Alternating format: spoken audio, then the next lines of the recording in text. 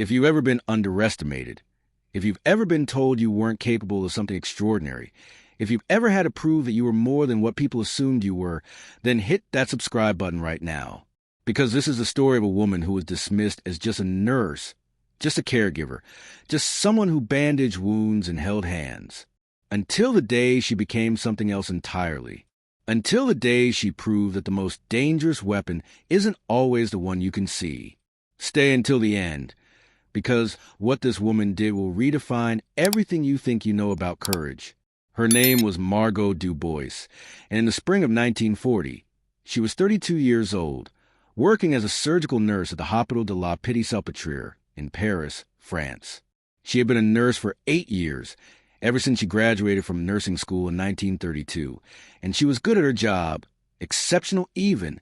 She had steady hands, a calm demeanor under pressure, and an ability to anticipate what surgeons needed before they asked for it. She worked long shifts in the operating theater, assisting with everything from routine appendectomies to complex trauma surgeries, and she took pride in her work, in the knowledge that she was helping people, saving lives, making a difference in her own quiet way. Paris in the spring of 1940 was a city holding its breath. The war had begun in September of 1939, when Germany invaded Poland, and France had declared war on Germany in response. But for the first 8 months, there had been little actual fighting on the Western Front, a period that came to be called the Phony War or the Sitzkrieg, the Sitting War. French and German forces faced each other across fortified lines, but neither side launched major offensives. Life in Paris continued with an eerie sense of normalcy. Cafes remained open. Theaters showed films. People went to work, went shopping, tried to pretend that the world wasn't about to explode. But everyone knew it was coming. The question wasn't if Germany would attack, but when. And on May 10, 1940, the answer came. Germany launched its invasion of France, Belgium, and the Netherlands with overwhelming force. The Blitzkrieg, the Lightning War, swept through the Low Countries and around the northern end of the Maginot Line, the supposedly impregnable line of fortifications that France had built to protect itself from German invasion.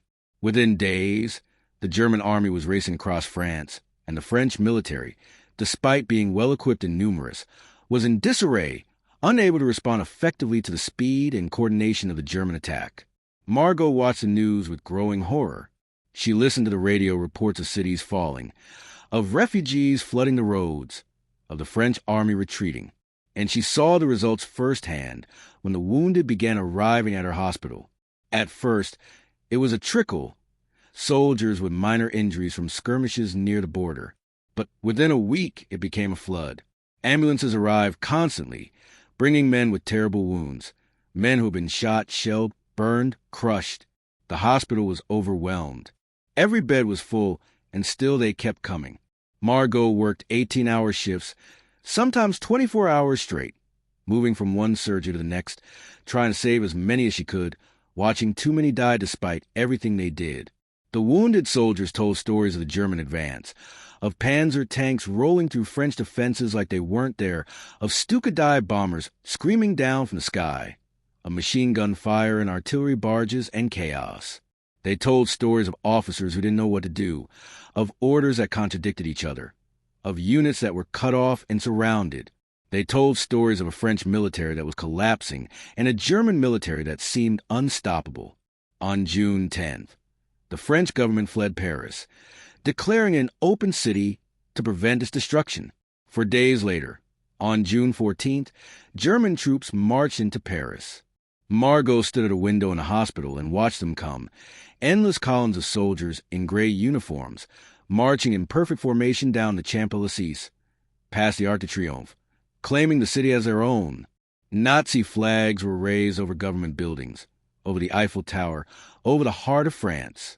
And Margot felt something break inside her, a sense of violation and rage and helplessness that was almost physical. The occupation began immediately. The Germans established a military administration, imposed curfews, requisitioned buildings, began arresting anyone they considered a threat. Jews were required to register with the authorities, the first step in what would become a systematic persecution. Resistance was met with brutal reprisals. For every German soldier killed, dozens of French civilians would be executed. The message was clear: submit or die. Margot continued working at the hospital, which was now under German supervision.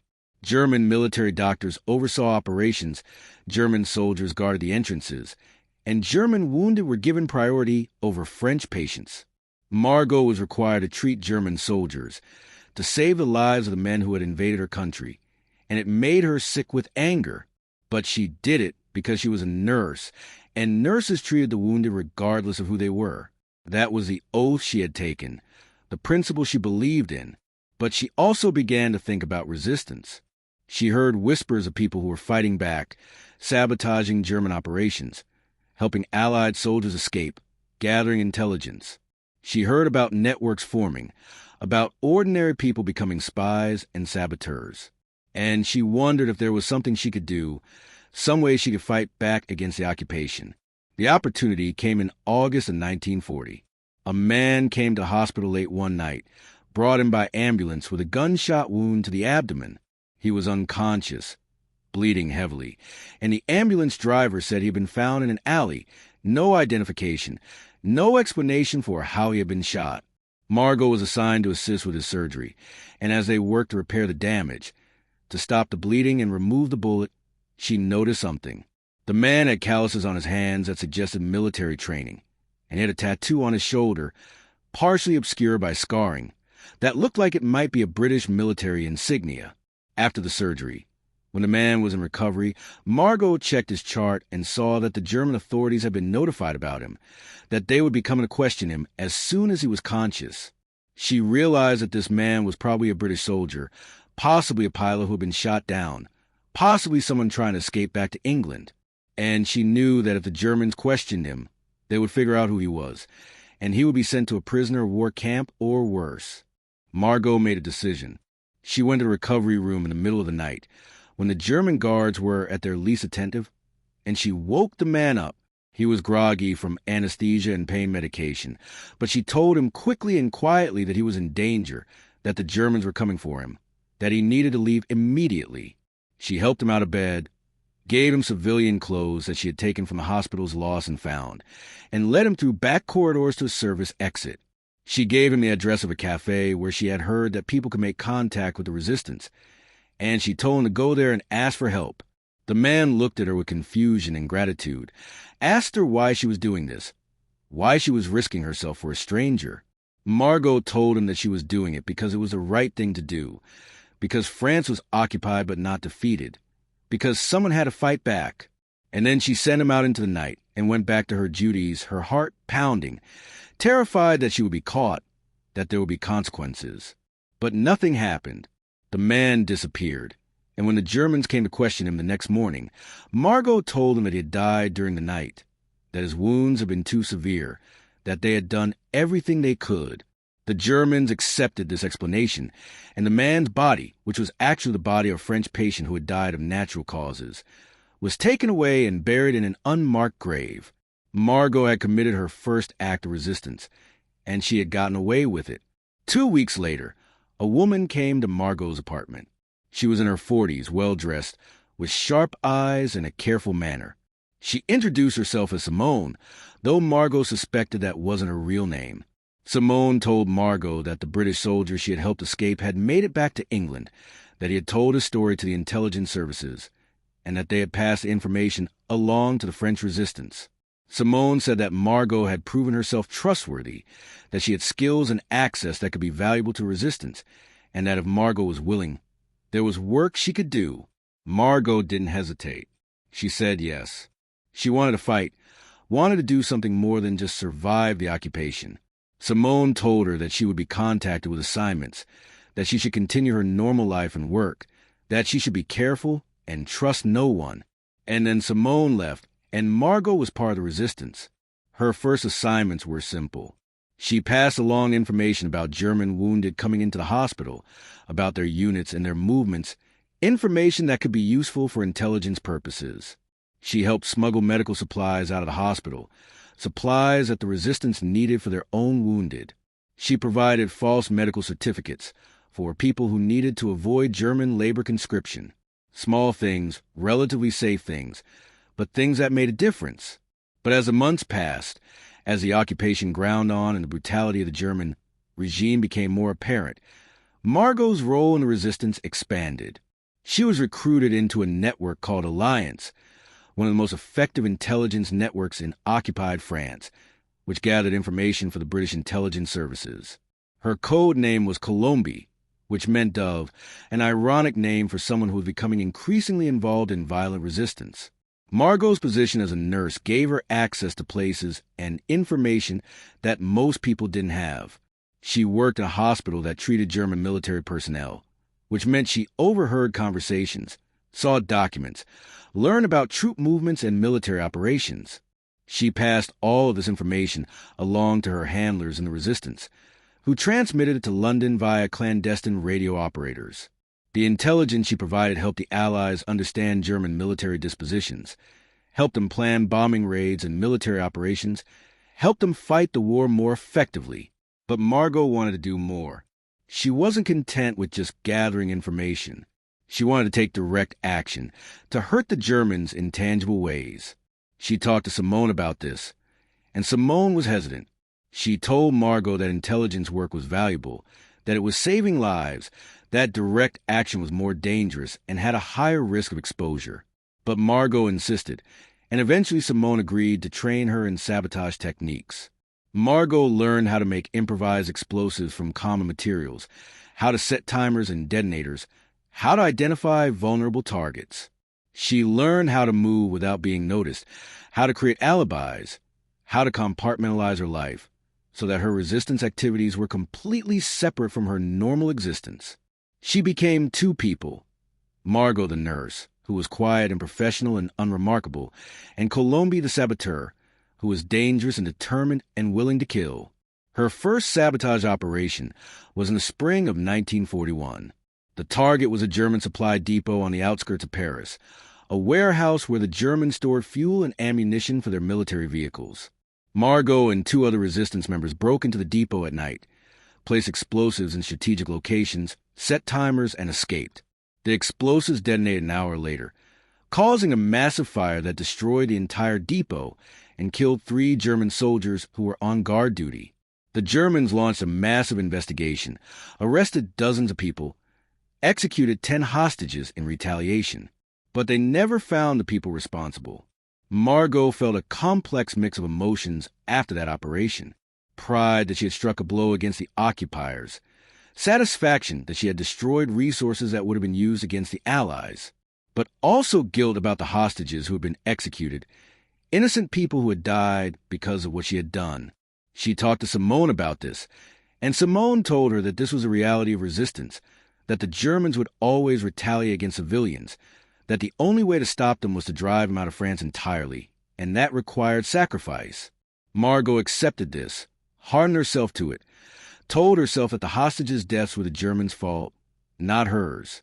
Over the next 2 years, Margot participated in dozens of resistance operations. She sabotaged railway lines, derailing trains carrying German supplies. She planted explosives in German vehicles, killing officers and destroying equipment. She helped assassinate collaborators, French people who worked with the Germans, who betrayed their own people for money or power. She became skilled at violence, learned to suppress her natural compassion and empathy when necessary, learned to see the Germans not as human beings, but as enemies who needed to be destroyed. But she also continued her work as a nurse, continued to save lives, continued to care for the wounded.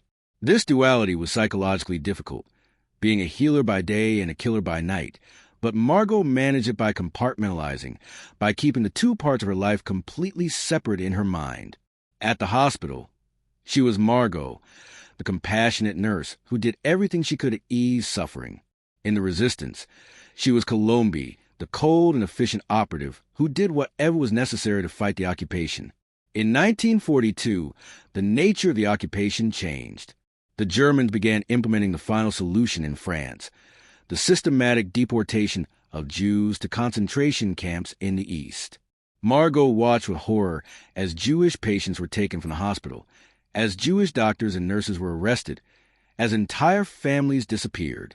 She knew what was happening, had heard reports from the resistance about the death camps, about the industrial-scale murder of Jews, and she felt a renewed sense of urgency, a determination to fight harder, to do more damage to the German war machine.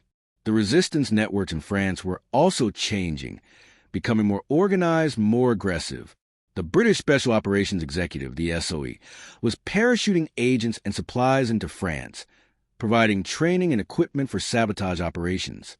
The various resistance groups were beginning to coordinate their activities, to plan larger and more ambitious operations. And in 1943, these groups were unified under the banner of the French Forces of the Interior, the FFI, a paramilitary organization that would eventually play a crucial role in the liberation of France. Margot was promoted within her network, given more responsibility, assigned to plan and lead operations rather than just participate in them. She was good at this, had a talent for logistics and strategy, for identifying vulnerabilities and exploiting them. She planned operations that maximized damage to the Germans while minimizing risk to resistance members. She recruited new members, trained them, built a cell of operatives who were loyal and effective. In the spring of 1944, as the Allies prepared for the invasion of France, the resistance received orders to intensify their activities, to disrupt German communications and transportation, to make it as difficult as possible for Germans to respond to the invasion when it came. Margot and her cell were assigned to target German convoys moving through their area, to ambush them, destroy them, kill as many Germans as possible. This was more dangerous than anything Margot had done before. Ambushing a convoy meant engaging in direct combat with German soldiers, meant exposing herself and her team to return fire, meant a high probability of casualties. But it was also an opportunity to do significant damage, to take out not just supplies but personnel, to contribute directly to the Allied war effort. Margot spent weeks planning the operation. She identified a stretch of road outside Paris where convoys frequently traveled, a section that passed through a wooded area with good cover for an ambush. She studied the German convoy schedules, figured out when they were most likely to be moving valuable cargo with minimal security. She acquired weapons and explosives from SOE supply drops, stockpiled them in hidden caches. She recruited additional members for the operation, people she trusted, people who had proven themselves in previous operations. The plan was to use a combination of explosives and small arms fire. They would plant a large explosive device on the road, detonated by a pressure trigger, that would destroy the lead vehicle in the convoy and block the road. Then they would attack from both sides with rifles and submachine guns, targeting the German soldiers and any remaining vehicles. They would hit hard and fast, and then disappear into the woods before German reinforcements could arrive. Margot knew that this operation would likely result in deaths on both sides. Some of her team might be killed or wounded, but she also knew that this was necessary, that this was what they had been preparing for, that this was their chance to make a real difference. The operation was scheduled for June 2nd, 1944, just 4 days before D-Day, though Margot didn't know that at the time. She and her team of 8 resistance fighters moved into position the night before, hiding in the woods near the ambush site, checking their weapons, reviewing the plan one more time. Margot felt a strange calm, a sense of clarity and purpose. She had been dismissed as just a nurse, just a woman, just someone who wasn't capable of real combat. But she was about to prove that assessment catastrophically wrong. The convoy appeared at mid-morning, right on schedule. 6 vehicles, 2 trucks carrying supplies, 2 trucks carrying soldiers, and 2 armored cars for security. Margot watched through binoculars as they approached, calculating distances, timing. She waited until the lead armored car was directly over the buried explosive, and then she triggered the detonator. The explosion was massive, far larger than Margot had expected. The armored car was lifted off the ground and flipped onto its side, engulfed in flames. The blast wave shattered windows in the vehicles behind it, and the lead supply truck swerved and crashed into a tree. For a moment, there was stunned silence, and then Margot gave a signal and her team opened fire. The ambush was devastating. The German soldiers, disoriented by the explosion, scrambled to respond but were caught in a crossfire from both sides of the road. Margot fired her submachine gun in controlled bursts, targeting soldiers as they tried to take cover, as they tried to return fire. She saw men fall, saw blood, saw the chaos and terror of combat. And she felt nothing, no hesitation, no remorse, just a cold focus on the task at hand. The second armored car tried to reverse, to escape the ambush, but one of Margot's team members threw a Molotov cocktail that shattered against its side, spreading burning fuel across the vehicle. The crew bailed out, and they were cut down by rifle fire. The remaining trucks were riddled with bullets, their fuel tanks punctured, leaking gasoline that ignited and turned them into infernos. The entire ambush lasted less than 5 minutes. When it was over, all 6 vehicles were destroyed or burning, and at least 30 German soldiers were dead or dying. Margot's team had suffered one casualty, a young man named Philippe who had been hit in the leg by return fire. Margot, drawing on her nursing training, quickly bandaged his wound and helped him retreat into the woods with the rest of the team. They moved quickly through the forest, following pre-planned escape routes, splitting up to make it harder to track them. Margot helped carry Philippe, her adrenaline giving her strength she didn't normally have. They reached a safe house, a farmhouse owned by a resistance sympathizer, and Margot treated Philippe's wound properly, extracting the bullet and stitching the wound closed. He would survive, would recover, would fight again. The German response to the ambush was swift and brutal. They launched a massive manhunt, searching the area, arresting anyone they suspected of involvement, executing hostages. But they didn't find Margot or her team. The resistance network protected them, moved them from safe house to safe house, provided false papers and alibis. And the Germans, despite their efforts, never identified who was responsible for the ambush. For days later, on June 6, the Allies invaded Normandy. D-Day had arrived, and the liberation of France had begun. The resistance received orders to intensify their activities even further, to attack German forces wherever possible, to prevent them from reinforcing the Normandy front. Margot and her cell conducted operation after operation, ambushing convoys, sabotaging railways, attacking German installations. They were no longer just a nuisance to the Germans, but a genuine military threat, tying down German forces that were desperately needed elsewhere. The summer of 1944 was a time of chaos and violence. The Germans were fighting on multiple fronts, trying to contain the Allied advance in Normandy, while also dealing with the Soviet advance in the east and the resistance uprising in France. They were losing, slowly but inexorably, and they knew it. But they fought with desperate ferocity, and they continued to commit atrocities against civilians, executing resistance members and their families, burning villages, massacring entire communities in retaliation for resistance activities. Margot lost friends, lost comrades, watched people she cared about die. Simone, her original contact in the resistance, was arrested by the Gestapo in July and tortured for information. She didn't break, didn't give up any names, and she was executed by a firing squad.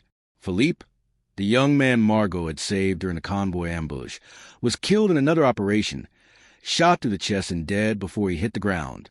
Others were captured, tortured, sent to concentration camps. The cost of resistance was high, and Margot paid it along with everyone else.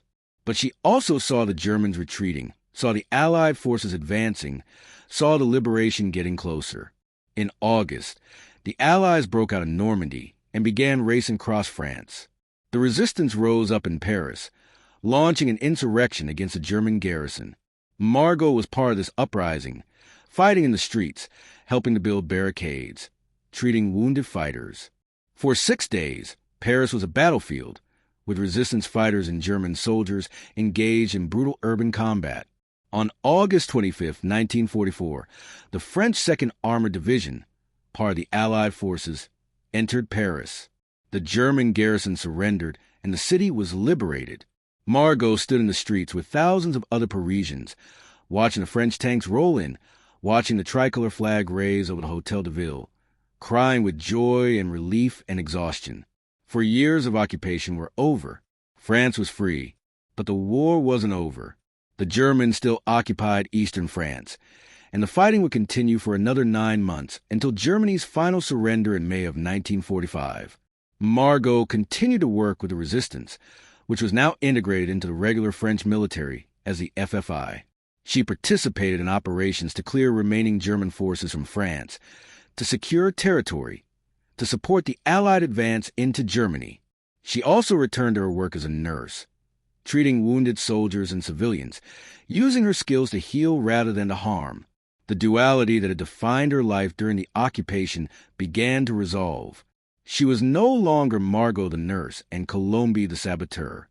She was just Margot, a woman who had done what was necessary to fight for her country's freedom, who had been both a healer and a killer, who had proven that she was far more than what people had assumed.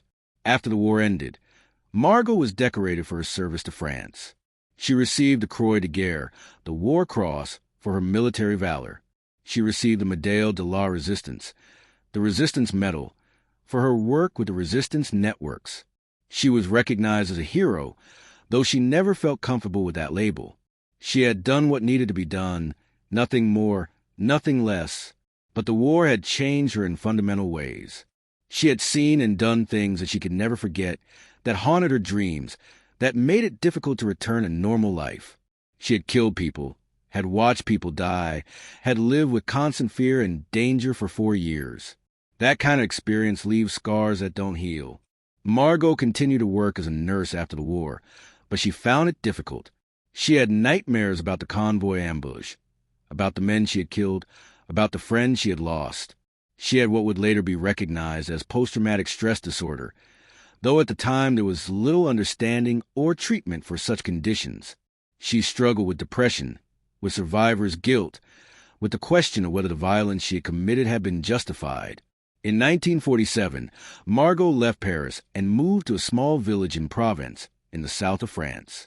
She wanted to get away from the city, from the memories, from the constant reminders of the war. She found work at a small rural hospital, treating farmers and villagers, living a quiet life. She never married, never had children, kept to herself mostly. The people in the village knew she had been in the resistance, but they didn't know the details, didn't know what she had done. And Margot preferred it that way. But she also felt a responsibility to tell her story, to ensure that people understood what the resistance had been, what it had cost, what it had accomplished. In the 1960s, as historians began seriously studying the French resistance, Margot agreed to be interviewed. She told her story, described her operations, explained what had motivated her. She wanted people to understand that the resistance hadn't been romantic or glamorous, that it had been brutal and terrifying and morally complex, but that it had been necessary. She also wanted people to understand that women had played crucial roles in resistance, that they hadn't just been support personnel but active combatants, that they had fought and killed and died alongside men. The narrative of the resistance had often focused on male fighters, on the dramatic military operations, but women like Margot had been just as important, just as brave, just as deadly. Margot was particularly passionate about challenging the dismissive attitudes that had existed toward women during the war. She had been underestimated, had been seen as just a nurse, just a woman, not capable of real combat or real violence. And she had proven those assumptions catastrophically wrong.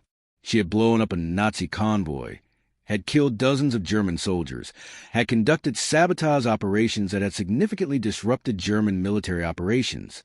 She had been as effective a resistance fighter as any man, and she wanted that recognized.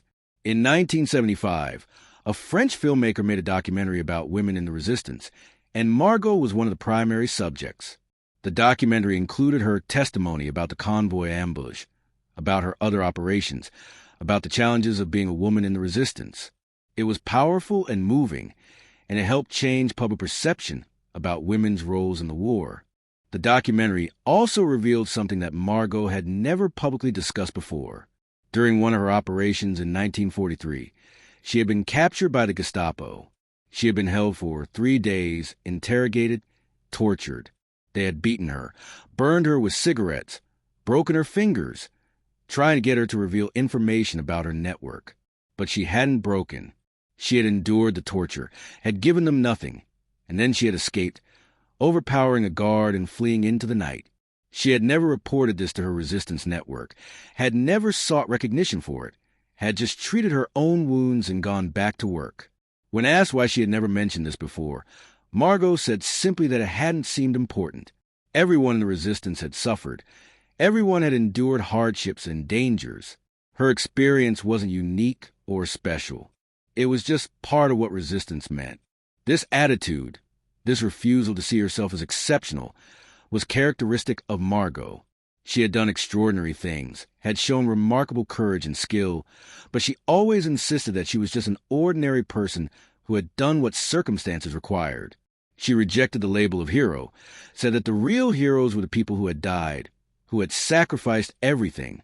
She had survived, and that meant she had an obligation to remember them, to tell their stories, to ensure that their sacrifices weren't forgotten.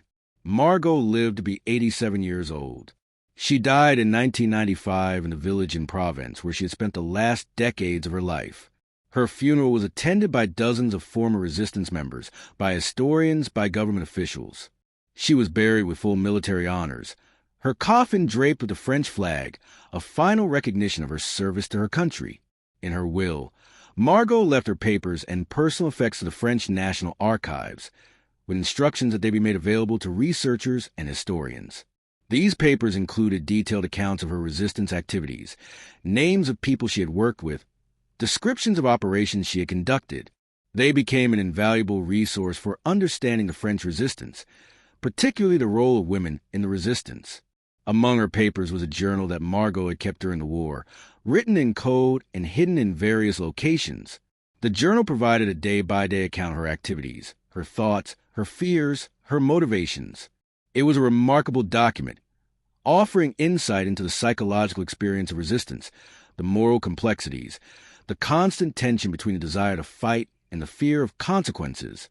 One entry, dated June 3, 1944, the day after the Convoy ambush, was particularly revealing.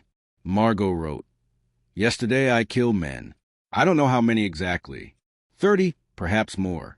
I watched them die, watched them burn, watched them bleed, and I felt nothing in the moment, just a cold determination to complete the mission. But now, in the quiet, I feel the weight of it. These were human beings with families, with lives, with hopes and dreams, and I ended them. The Germans would say I am a terrorist, a murderer. The resistance would say I am a fighter, a patriot. I don't know what I am. I only know that I did what I believed was necessary, what I believed would help free my country. And I would do it again, despite the cost of my soul." This entry captured the moral complexity of resistance, the psychological burden of violence, the difficulty of reconciling the role of healer with the role of killer. Margot had lived with this tension throughout the war and for the rest of her life. She had been both a nurse who saved lives and a saboteur who took lives, and she had never fully resolved that contradiction. But she had also been effective. The intelligence she gathered, the operations she conducted, the Germans she killed, all of this contributed to the Allied victory, to the liberation of France, to the defeat of Nazism. Her work had mattered, had made a difference, had saved lives in the long run, even if it had cost lives in the short run. The Convoy ambush that Margot led on June 2, 1944, became one of the most studied resistance operations of the war. Military historians analyzed it as an example of effective guerrilla tactics, of how a small, well-trained force could inflict significant damage on a larger, better-equipped enemy. The operation destroyed 6 vehicles, killed approximately 35 German soldiers, and disrupted German supply lines at a crucial moment just before D-Day.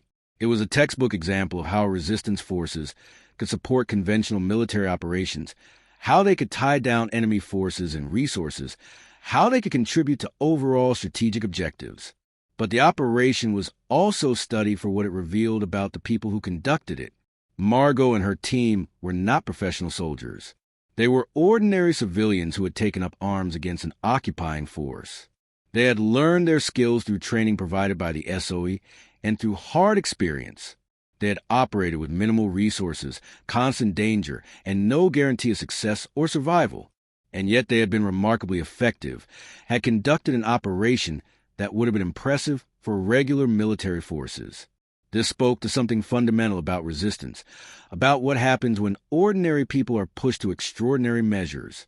Margot had been a nurse, trained to heal, dedicated to preserving life. But when her country was occupied, when her people were oppressed, when the alternative was submission to evil, she had transformed herself into a fighter. She had learned to kill, had learned to plan and execute military operations, had become someone she never imagined she could be. And she had done all of this while being dismissed and underestimated. The Germans had never taken the French resistance seriously in the early years of the occupation, had seen them as amateurs and terrorists, not as a genuine military threat. They had particularly dismissed women in the resistance, assuming they were only useful for support roles, for carrying messages or providing safe houses. The idea that a woman could plan and lead a military operation, could kill with the same effectiveness as any man, was outside their conceptual framework. This dismissiveness had been a strategic error. Women like Margot had exploited the Germans' assumptions, had used their underestimation as cover for their activities. Margot could move through Paris with less suspicion than a man, could access places that men couldn't, could gather intelligence that male operatives couldn't obtain. And when she conducted sabotage operations, the Germans often didn't consider that a woman might be responsible. The Convoy ambush was a perfect example of this. After the operation, the Germans assumed it had been conducted by a large, well-armed resistance unit, possibly with support from Allied special forces. They never seriously considered that it might have been planned and led by a nurse, by a woman who spent her days caring for wounded soldiers and her nights planning how to kill them. Margot's story became emblematic of a larger truth about World War II and about war in general. That the people who fight are not always the people you expect, that courage and capability are not limited by gender or profession or background, that ordinary people can do extraordinary things when circumstances demand it. In the decades after the war, as women's roles in society expanded, as feminism challenged traditional gender assumptions, Margot's story took on additional significance. She became a symbol of women's capacity for violence and combat, a counterpoint to the traditional narrative that women are naturally peaceful and nurturing. Margot had been nurturing, had been a healer, but she had also been a killer, and she had been effective at both roles. This made some people uncomfortable. There was a tendency to want to sanitize women's roles in the resistance, to focus on their work as couriers and nurses and support personnel, to downplay or ignore their participation in violence. But Margot had refused to allow her story to be sanitized. She had insisted on telling the truth about what she had done, about the men she had killed, about the violence she had committed. She had wanted people to understand that women in the resistance had not been passive victims or mere helpers, but active combatants who had fought and killed and died. This honesty, this refusal to conform to comfortable narratives, was one of Margot's most important legacies. She had forced people to confront the reality of women's participation in war, to acknowledge that women could be just as capable of violence as men, that gender did not determine one's capacity for courage or brutality. In 2004, on the 60th anniversary of D-Day and the liberation of France, the French government established a memorial to women of the resistance. The memorial, located in Paris near the site of the old Gestapo headquarters, featured the names of thousands of women who had participated in resistance activities, including those who had been executed or died in concentration camps. Margot's name was prominently featured, along with a description of her activities and her role in the Convoy ambush. At the dedication ceremony, the French president gave a speech about the contributions of women to the resistance and to the liberation of France. He specifically mentioned Margot, describing her as an example of how ordinary people had become extraordinary fighters, how a nurse had become a saboteur, how someone who had been dismissed as just a nurse had proven to be one of the most effective resistance operatives of the war. The president's speech concluded with a reflection on what Margot's story meant for contemporary France and for the world. He said that Margot had shown that freedom is never free, that it must be fought for and defended, that it requires sacrifice and courage from ordinary people. He said that Margot had shown that women are not just victims of war but participants in it, that they have agency and capability and the right to fight for their beliefs. And he said that Margot had shown that the most dangerous weapon is not always the most obvious one, that a nurse with determination and courage can be more dangerous than a soldier with a gun. This last point resonated particularly strongly. Margot had been dismissed as just a nurse, as someone whose role was to care for the wounded, not to create them. But she had used her position, her skills, her access, and her intelligence to become a formidable resistance fighter. She had gathered crucial intelligence, had saved Allied soldiers, had conducted sabotage operations, and it led a devastating ambush that had killed dozens of German soldiers and destroyed significant military resources. She had been underestimated, and that underestimation had been a fatal mistake for the Germans. They had assumed that a woman, a nurse, couldn't be a threat. They had been wrong, catastrophically wrong, and that error had cost them lives, resources, and ultimately contributed to their defeat. Margot Dubois died in 1995, but her legacy lived on. Her story was taught in schools, was featured in documentaries and books, was studied by military historians and gender scholars. She became a symbol of resistance, of women's capabilities, of the power of ordinary people to fight against tyranny. But perhaps most importantly, she became a reminder that people are more than what they appear to be, that assumptions and dismissals can be dangerous, that the person you underestimate might be the person who defeats you. The Germans had dismissed her as just a nurse, until she blew up a Nazi convoy, until she proved that she was so much more than what they had assumed, until she showed that the most dangerous enemy is the one you never see coming.